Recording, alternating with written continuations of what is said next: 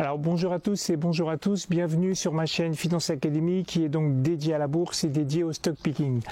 Alors aujourd'hui on va parler du paradoxe financier étonnant à travers cet ouvrage et on va regarder comment au sein d'une stratégie de stock picking on peut intégrer ce paradoxe étonnant et on va regarder quels sont les éventuels critères que l'on peut intégrer pour pouvoir améliorer encore plus la performance de manière à construire au final un portefeuille qui soit à la fois performant mais aussi résilient. Je vous explique tout ça derrière le PC, c'est parti.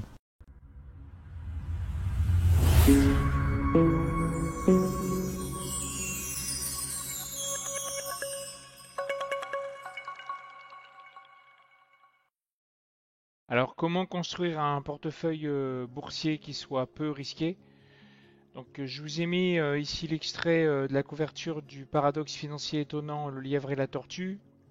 Donc je vous mets le lien du livre dans la barre de description de cette vidéo. Je précise que c'est un lien affilié avec mon partenariat avec Amazon. Et donc dans cette vidéo, on va regarder la définition du risque en bourse. On va regarder les trois critères qui sont relativement simples de sélection de valeurs tels qu'ils sont exposés dans ce livre. Et à la fin, je ferai une synthèse et je donnerai mon avis. Alors le risque en bourse. Donc il y a énormément d'études et de théories qui modélisent les marchés boursiers. Il y a une théorie dominante qui est actuellement toujours enseignée dans les écoles de commerce, les écoles de finance, etc. qui s'appelle la théorie moderne des marchés financiers qui est apparue dans les années 50. Alors cette théorie, elle est toujours enseignée, mais pour autant, elle est énormément aussi critiquée, notamment par des investisseurs et des gérants de légende comme par exemple Warren Buffett. Mais là, l'idée, c'est de définir ce qui est énormément répandu en termes de risque en bourse à travers cette théorie. Pour faire simple, en fait, elle introduit deux notions. C'est que la notion de risque est liée à la volatilité des cours. Donc la volatilité des cours, pour la mesurer, donc pour mesurer le risque, on peut utiliser des outils statistiques comme l'écart type, comme pour toute donnée sérielle temporelle, ou utiliser le bêta, qui est plutôt un indicateur plutôt financier. J'y reviendrai prochainement dans cette vidéo. Et la deuxième notion qui est introduite par cette théorie moderne, c'est que la performance en bourse, elle ne peut se faire qu'en fonction du risque.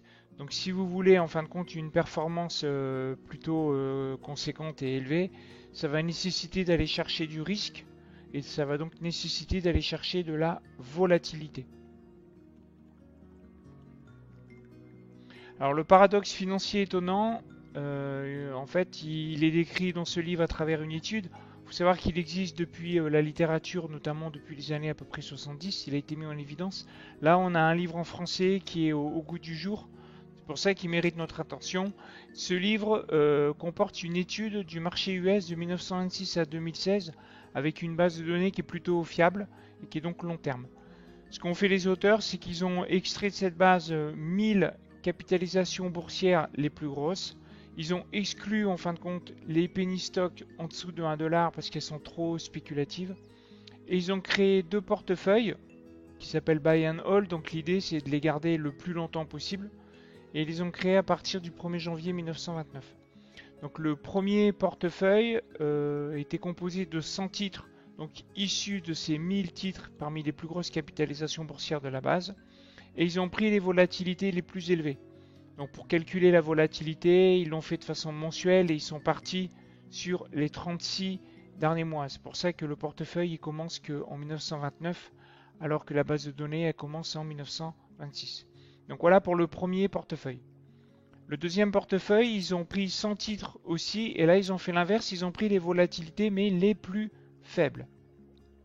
Et tout au long de cette période, donc de 88 ans, pour s'assurer que les thématiques portefeuille 1, portefeuille 2 soient vraiment bien respectées, tous les trimestres, ils ont refait une revue de portefeuille et ce qu'ils ont fait, c'est qu'ils ont regardé si tous les trimestres, il n'y avait pas des portefeuilles qui n'étaient plus en adéquation avec ça. Donc par exemple, le portefeuille 1, tous les trimestres, ils ont regardé si les 100 titres qui étaient dans ce portefeuille, est-ce qu'ils avaient tous effectivement la volatilité la plus élevée parmi les 1000 sociétés qui étaient donc étudiées.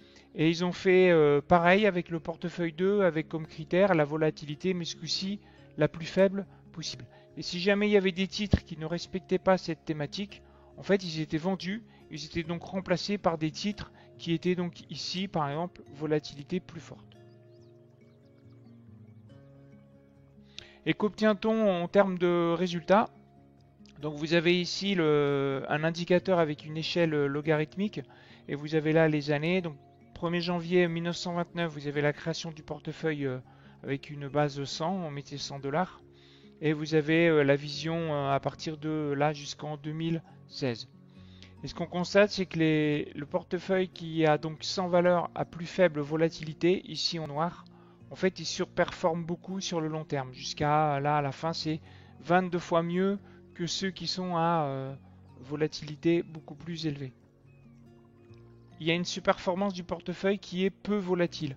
C'est pour ça qu'on appelle ça le paradoxe financier, parce que ça contrecarre évidemment la théorie moderne financière, puisque normalement on devrait avoir une performance forte pour les titres risqués, donc les titres volatiles. Donc là ça montre que c'est pas du tout ça. Donc sur 88 ans, ça nous fait une performance annualisée de 10,2% par an pour cette courbe en noir, contre 6,3% par an pour cette courbe ici plutôt en gris. Donc là c'est de la perf évidemment annualisée, donc les intérêts composés sont compris. Je fais deux notas. Le nota 1, c'est qu'en partant du post crack 1929, les résultats sont équivalents. Ça l'auteur le précise parce qu'on peut voir que tout de suite après, avec la Grande Dépression qui arrivait aussi, on a quasiment une décade d'écart avec en fin de compte les deux portefeuilles. Et puis donc on pourrait considérer qu'en fait cette décade, c'est elle qui nous fait qu'on a équivalent ici. Donc ils ont refait des calculs, il n'a pas publié le graphe, mais il dit que les résultats sont à peu près équivalents. Et je fais un deuxième nota là, c'est-à-dire que n'oubliez pas quelque chose qui est hyper important, c'est que là on a une performance qui est donc facialement plutôt impressionnante. C'est une performance qui est donc hors inflation. C'est-à-dire que là on ne prend pas en compte la destruction de valeur qu'est l'augmentation des prix. J'avais fait une vidéo sur la performance long terme avec l'inflation, je vous la remets en lien ici, donc n'hésitez pas à la voir pour voir les conséquences de l'inflation sur les performances long terme. Et je précise aussi que là la performance elle est donnée hors frais de courtage, puisqu'on est amené à vendre et puis racheter des titres potentiellement tous les trimestres. Sur 88 ans forcément ça fait un paquet de titres qui ont été vendus ou rachetés. Une autre façon de voir cette représentation graphique, c'est de regarder ici donc la volatilité avec ici le rendement composé des deux portefeuilles. Donc on en a un qui est donc à 6,3%, c'est celui qui a la volatilité la plus forte. Et celui qui a la volatilité la plus faible, il y a une performance de 10,8% par an. Et pour être certain que ce n'est pas un biais exceptionnel statistique lié au fait que ils ont pris le plus bas en volatilité et les plus élevés. En fait, ce qu'ils ont fait, c'est qu'ils ont créé 10 portefeuilles classés de 1 à 10 par volatilité croissance en fonction des déciles. Et en termes de performance, ça donne ça. Et donc, ce qu'on constate, c'est que contrairement à ce que pense la théorie moderne, en fait, on aurait dû avoir avec une volatilité croissante une performance qui est de plus en plus croissante, donc plutôt une courbe qui partirait comme ça. On se retrouve avec, à partir d'ici à peu près là, plus la volatilité est forte, plus la performance long terme, elle est plutôt faible.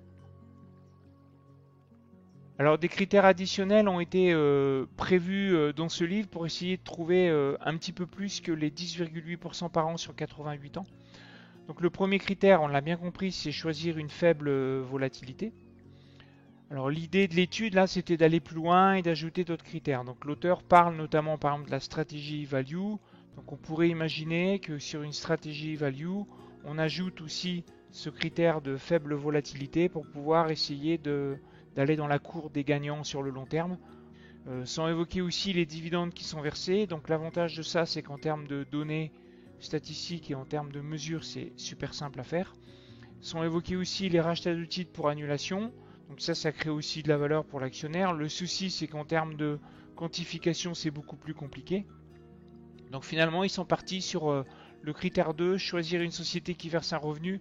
Donc là, ils sont partis plutôt sur des dividendes plutôt que des rachats de titres.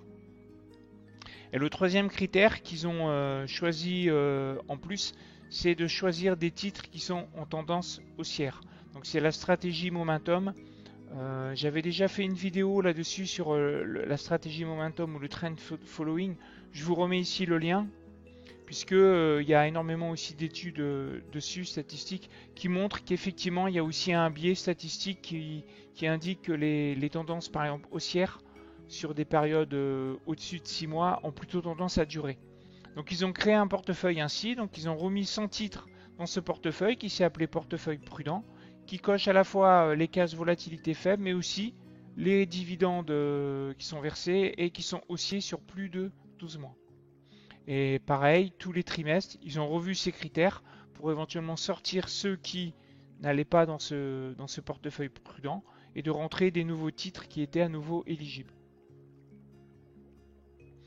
Et donc ce qu'on observe en fait en termes de performance, c'est celui-là. Donc là je vous ai mis le graphe qui part aussi avec une base 100 1er janvier 1929 avec les titres prudents. Donc celui-là il a les 3 critères. Donc ça c'est cette courbe-là. Ici vous avez à titre comparatif les titres à faible volatilité qu'on avait vu précédemment et qui faisaient 10,2% par an. Donc ça c'est cette courbe-là. Et je vous ai remis ici pour l'avoir en tête. Cette courbe-là qui est en fin de compte la faible volatilité que l'on a ici. Et j'ai remis ici la courbe des titres à forte volatilité ici. Et ça se résume ici dans ce tableau.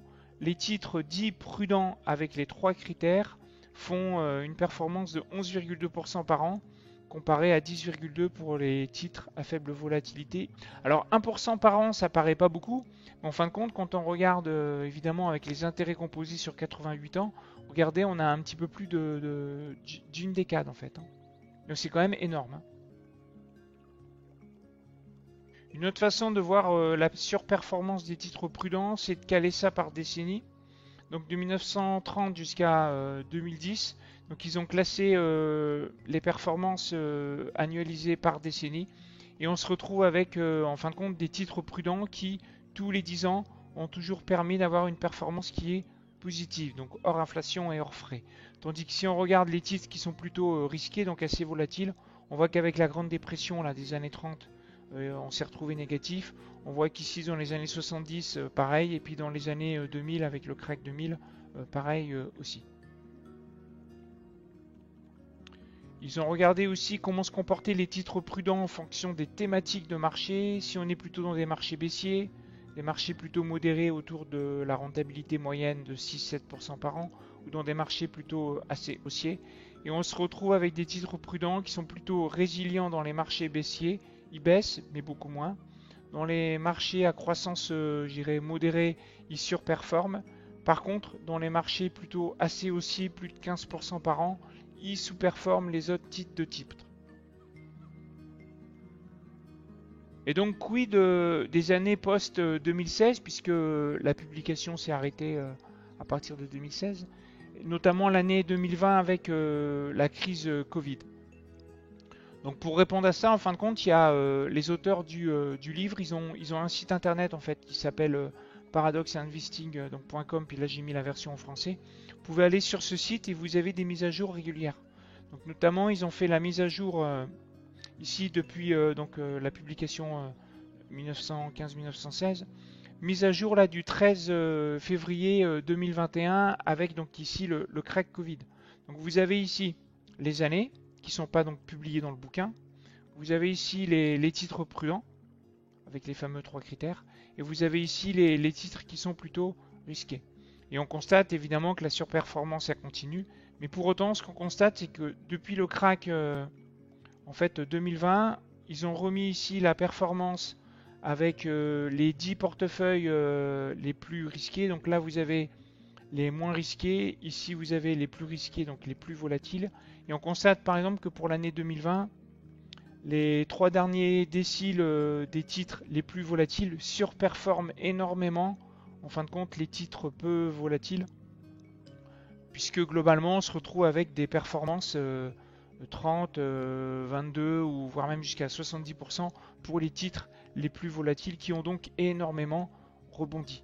Donc voilà la limite, je dirais, de cette approche, c'est que ponctuellement, sur des périodes assez particulières comme là, le rebond depuis le crack de mars 2020, on se retrouve avec un portefeuille qui sous-performe énormément le marché.